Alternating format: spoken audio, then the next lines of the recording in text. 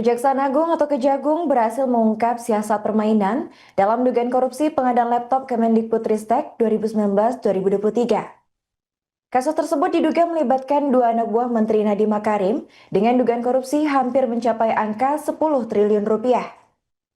Menurut Kepala Pusat Penerangan Hukum atau Kapus Penkum Kejagung Harli Siregar, keduanya mengganti spesifikasi OS berbasis Chromebook.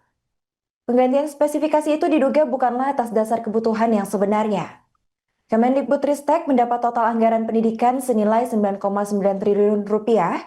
Dari jumlah itu, dana yang dialokasikan untuk pengadaan peralatan TIK atau Chromebook senilai 3,5 triliun rupiah. Sementara sisanya berkisar 6,3 triliun rupiah digunakan untuk dana alokasi khusus atau DAK. Mega korupsi ini berhasil diungkap Kejagung dan penyidik setelah menggeledah dua apartemen staf khusus Mendikbudristek inisial FH dan JT. FH sendiri diduga merupakan staf khusus bidang isu-isu strategis Fiona Handayani, sementara JT adalah staf khusus bidang pemerintahan.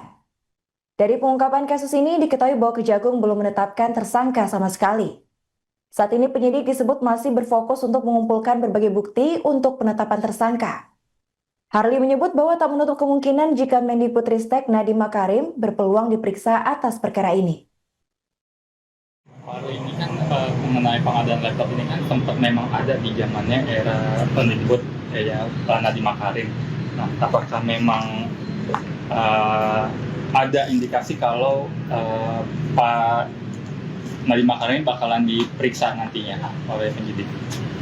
Kami kira kalau terkait pihak-pihak mana yang akan diperiksa dalam perkara ini, saya kira itu sangat tergantung dengan apakah itu menjadi kebutuhan penyidik ya untuk membuat terang dari tindak pidana. Nah itu semua yang akan dikerjakan oleh penyidik. Misalnya pihak-pihak mana atau siapa-siapa yang patut dipanggil, diperiksa untuk apa? Untuk membuat terang ya.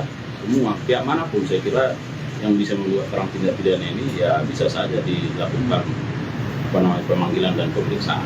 Pak, tapi dalam konteks yang bersangkutan itu staf sus, berarti memungkinkan ya Pak untuk diperiksa arahannya dari siapa itu Pak soal dugaan pengadaan laptop itu?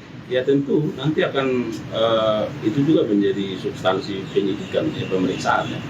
Ya, jadi apa yang menjadi tugas-tugas yang bersangkutan, apa yang dia lakukan, apakah tugas-tugas itu dilakukan sendiri atau karena atas perintah, baik perintah jabatan atau perintah orang misalnya. Nah ini semua akan diungkap dalam proses penyidikan.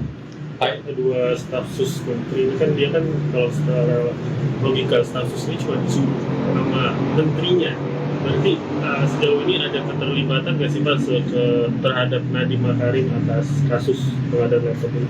Ya makanya saya sampaikan itulah proses penyidikan ya. Jadi proses penyidikan itu kan ini serangkaian tindakan penyidik yang berdasarkan aturan-aturan hukum, berdasarkan ketentuan-ketentuan untuk apa? Untuk membuat terang dari peristiwa ini, terang dari perkara ini dan menemukan tersangkanya. Ya, saya kira kita ikuti aja perkembangannya.